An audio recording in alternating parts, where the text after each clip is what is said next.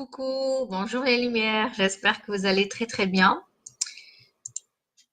et que votre journée sera en paix, en amour, en sérénité.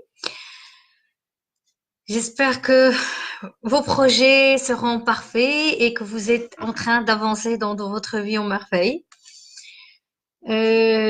Comme chaque fois, je partage des choses et donc pour les lumières, on se voit le 11, mardi 11 en petit déjeuner. Et je me ferai plaisir de vous rencontrer même les enfants, en fait les filles. Certains, ils vont venir avec leurs filles, mais plus âgées, hein, c'est pas des enfants, donc on n'accepte pas les enfants. Comme ça, on est tranquille. Et je me ferai plaisir que vous venez ce jour-là pour qu'on puisse vous rencontrer parce que je vois presque personne. Donc voilà. Et vous me voyez tout le temps. Alors, aujourd'hui, c'est le déséquilibre des énergies féminin-masculin. Très longtemps, il y a il y a plusieurs personnes sur le groupe qui m'ont dit, Myriam, on veut que tu parles de ça. Et je le reçois très souvent dans mes thérapies. Et donc, je vais vous raconter des histoires et en même temps, un petit peu, comment je veux dire, retirer les leçons de vie. Alors, très longtemps, moi-même, et voilà, donc oui, je commence toujours par moi pour une simple raison. Si moi, j'ai pas guéri les choses, j'ai pas compris les choses, j'ai pas conscientisé les choses, je ne peux pas accompagner d'autres personnes qui ont les mêmes soucis ou les mêmes problématiques sur leur chemin. Et c'est normal, c'est comme ça. Je serais beaucoup plus crédible si moi-même, bonjour Hanan, si moi-même j'ai passé par les mêmes choses. Alors, ce qui se passe, c'est que à l'intérieur de chaque personne, homme ou femme, on a les deux énergies. On a les énergies féminines, on a les énergies masculines. C'est normal, c'est naturel, c'est quelque chose de très naturel. Mais les proportions de ces énergies-là, ils sont inversées. C'est-à-dire, la femme a 20% masculin, d'énergie masculin et 80% d'énergie féminin. C'est ça l'équilibre chez elle. Et l'homme, c'est l'inverse. C'est 80% d'énergie masculin et 20% d'énergie féminin. Alors, ça n'a rien à voir avec le sexe, ça n'a rien à voir là avec l'appareil génital, ça n'a rien à voir avec l'homme ou la femme. C'est des énergies, ça n'a vraiment, c'est au-delà de physique. Comme ça, vous comprenez où je vais y aller. Alors, ce qui se passe, c'est sur d'autres plans subtils. Hein. Ce qui se passe, c'est que on déséquilibre très souvent, et moi-même, j'étais la première. Aujourd'hui, j'essaye d'être conscient tous les jours sur les 24 heures et sur la semaine de rééquilibrer et réharmoniser mes énergies. Donc, c'est quoi l'énergie féminin et c'est quoi l'énergie masculine? Je vais la simplifier. L'énergie féminin, elle est faite pour recevoir. C'est dans le recevoir. C'est tout ce qu'elle peut recevoir au niveau du temps, de l'intention, de l'attention, de l'argent, des efforts et des actions de l'homme. C'est ce qu'elle peut recevoir. Ça, c'est l'énergie féminin. Et à l'intérieur de l'énergie féminin, il y a la douceur, il y a l'empathie, il y a la créativité, il y a la spiritualité, il y a tout ce qui concerne la douceur. Ça et l'affection. Ça, c'est l'énergie féminin. Et c'est pour ça l'homme devrait avoir 20% chez lui pour un petit peu équilibrer le côté un peu macho, fort, en action, la course du temps et tout ça. Donc, vous avez bien compris que l'énergie masculine, c'est les actions, faire, c'est donner au monde, à tout le monde, c'est donner. Et donc, pour que l'homme soit équilibré, c'est normal qu'il doit donner. Ça, c'est sa nature. C'est comme ça pourquoi il est venu sur cette terre. Donner dans tous les sens, donner son temps, donner son attention, donner son énergie, donner ses efforts, donner son argent, donner ses aides et son soutien. Ça, c'est l'homme. La femme, moi je parle de homme-femme autant qu'être humain. La femme doit recevoir. C'est pour ça qu'elle a 80% d'énergie féminin qu'elle doit équilibrer. Donc, elle est dans le recevoir. OK? Ce qui se passe avec la sensibilité qu'on a en tant que femme, malheureusement, on est dans le donner énormément parce qu'on sacrifie. On donne, on donne, on donne, on donne, on donne, on donne. On donne à nos parents, à nos frères, à nos sœurs, aux entourages. Après qu'on se marie, on donne aux maris, on donne aux enfants, on donne aux belles-sœurs, belles-mères, on donne au travail, on donne tout. On fait que donner. Et on n'équilibre jamais, on n'est jamais conscient qu'on est en train de casser, mais casser au niveau énergétique. Vous ne pouvez pas imaginer le jour où j'ai compris ça, c'est ma vie, elle a basculé, quoi. Et voir, je fais encore des erreurs et j'apprends tous les jours. Mais le fait d'être conscient qu'on est en train de déséquilibrer notre énergie, on n'est pas venu sur la terre en tant que femme de donner beaucoup plus que recevoir. On doit recevoir plus que donner. Les 20% de côté féminin qu'on doit donner, c'est les 20% qu'on donne de l'amour aux autres, on donne de l'affection, on donne de l'empathie, on donne de l'écoute. Mais on n'est pas censé donner des actions, on n'est pas censé donner des choses et faire des choses. C'est ça le problème chez nous, les femmes. Alors, étant donné qu'au niveau culturel, au niveau religieux, au niveau sociétal, au niveau familial, c'est pas du tout ça la réalité du terrain, on est censé équilibrer notre énergie, mais moi-même. Ça veut dire qu'on n'attend pas que l'autre équilibre notre énergie. Alors, ce que je fais en concret, quand je vois que j'ai déséquilibré complètement mes énergies pendant les 24 heures, le lendemain, je me donne quelque chose. Je reçois à moi-même. Ça veut dire moi-même reçois avec moi-même quelque chose. C'est-à-dire, je prends une sieste. C'est-à-dire, je téléphone à ma manicure, j'ai dit, je prends une séance de manicure. Ça veut dire, je peux sonner à une masseuse et j'ai dit, je prends une séance de massage. Ça veut dire, je reçois, ou bien je passe à côté d'un fleuriste et je m'achète, je m'autorise, je m'achète un bouquet de fleurs. Ça, c'est équilibrer ce que j'ai donné toute la journée. Voilà. Par exemple, toute la journée hier, voilà, j'ai fait énormément de choses et j'étais très très fatiguée. Vraiment, j'ai senti que j'ai déséquilibré complètement. C'est pas grave. L'essentiel, je suis consciente dans les 24 heures. Ah ben, vers 4 heures de l'après-midi, dès que mes enfants ils sont dormis, mon mari il était là et donc j'ai pris une sieste et j'ai fait 2 heures.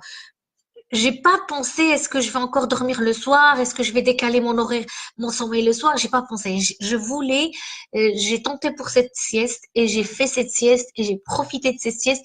Et quand je me suis réveillée, j'ai resté avec un petit peu avec mes enfants et après j'ai passé à autre chose, de boulot, téléphoner, parler avec des gens et tout ça toute la soirée.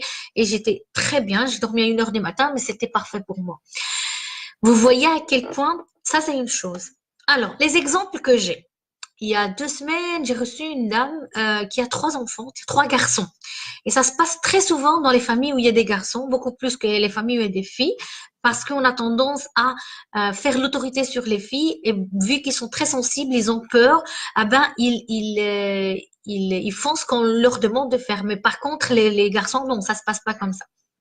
Donc, cette femme-là, elle travaille un mi-temps la semaine, elle travaille les week-ends dans d'autres événements et elle a toute la maison en 2 étages ou quelque chose comme ça. Plus 3 garçons et son homme, c'est 4 hommes dans la maison. Je lui fais comprendre à tel point elle est en train de déséquilibrer depuis des années son énergie parce que ça fait 19 ans, 25 ans qu'elle est mariée. Et elle continue à aider, soutenir, faire tout à la place de ses garçons. Et c'est énorme parce qu'elle est dans un état de fatigue mais incroyable. En plus de son travail, la hiérarchie de son travail et les exigences de son travail. Donc, si vous êtes là, je vois qu'il y a 3 personnes, mais je vois pas qui parce que Facebook il nous interdit de voir qui si vous manifestez pas. Donc, s'il y a des questions, n'hésitez pas. Donc, voilà. Et si vous écoutez en replay cette vidéo sur le YouTube ou sur une autre plateforme, n'hésitez pas à me poser des questions. Je ferai plaisir de répondre. Et si vous êtes sur le YouTube, n'hésitez pas à s'abonner, à déclencher la sonnette. Comme ça, s'il y a d'autres vidéos qui sont des nouvelles vidéos, vous êtes avertis très vite dans les mêmes minutes, dans les mêmes secondes. Donc, et partagez, surtout partagez. Ici, dans le groupe, je sais que je suis cette vidéo, je l'ai fait dans le groupe Rayonnez votre lumière. Je sais qu'on ne s'est pas partagé parce qu'elle est privée, mais s'il vous plaît, si vous êtes sur le YouTube, si vous êtes sur une plateforme, partagez au maximum et invitez des gens à revisualiser cette vidéo. On ne sait jamais si ça fait des déclics chez certaines personnes et ça fait changer beaucoup, beaucoup de choses en tant que femme. Alors, donc, j'étais avec ma cliente qui déséquilibre son énergie et qui s'en rend même pas compte, elle n'est pas consciente. Alors, ce qui se passe, c'est que je lui donnais un exemple, une chaîne de linge. Donc, dans la maison, je prends, si on n'a pas de bonne, si on n'a pas d'aide ménagère, je prenais que la chaîne de faire le linge. C'est tout, la chaîne. C'est parce que c'est une chaîne. Parce que nous, on dit, ah, on fait la cuisine, on fait à manger, on fait le linge, on fait la maison, on fait. Mais dans chaque action, il y a des chaînes, il y a des actions. Et nous, on se rend pas compte à tel point on est en train de bousiller notre énergie. Je ne dis pas on doit rien faire. Je ne suis pas pour le féministe et je dois rien faire. Non, non, non, je suis pas là-dedans. Moi, je suis dans soyez consciente et avertie dans le déséquilibre de votre énergie. C'est tout simplement ce que je suis en train de dire. Donc, je reprends. Donc, la chaîne de linge. On commence par, maintenant, mes enfants, mon mari et moi, on dépose le linge. Le linge sale.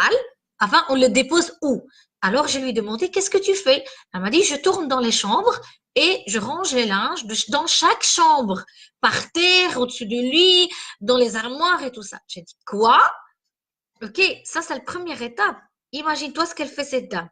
Elle se plie, elle se penche, elle se redresse, elle se plie, elle se penche, elle monte les escaliers pour chercher les linges sales.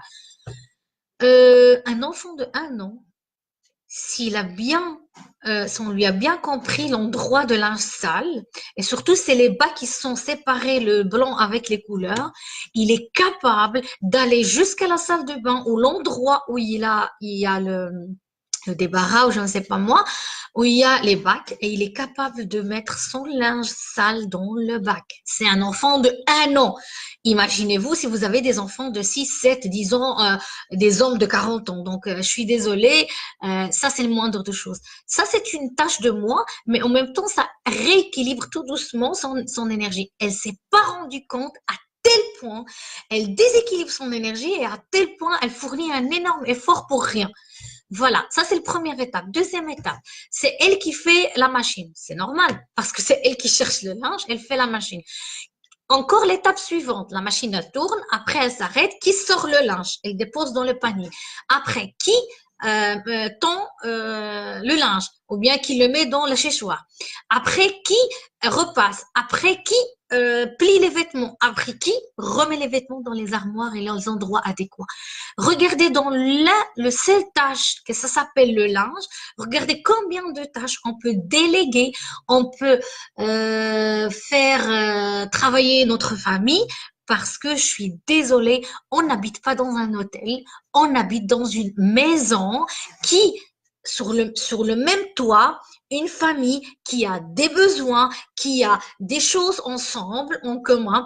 Et je suis désolée, moi je trouve inacceptable et inadmissible que on fait tout à la place de l'autre et après on se plaint pourquoi on est fatigué à une fatigue chronique jusqu'à ce qu'on s'épuise et on tombe KO avec des maladies et les hommes restent merveilleusement bien quoi parce que ils ont une conscience les hommes qu'à un certain moment ils doivent plus déséquilibrer leur énergie et donc voyez votre homme quand il travaille dehors.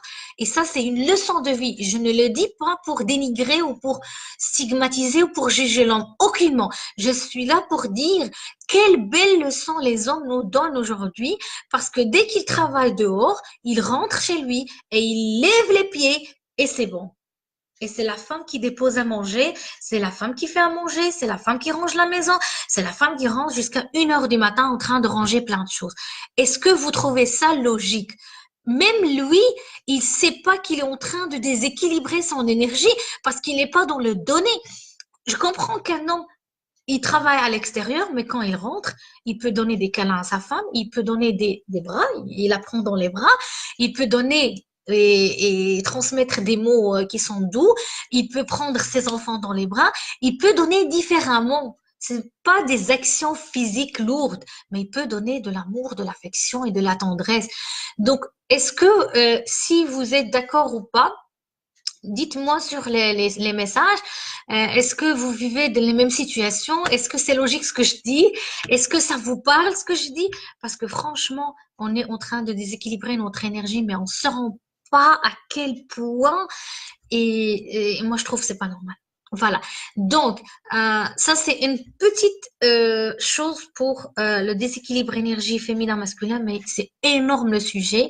Je vais essayer de le combler tout doucement et le transmettre certaines informations. Mais moi-même, je suis dans ce chemin-là et je me rends compte à quel point, pendant des années de ma vie, j'ai perdu énormément d'énergie.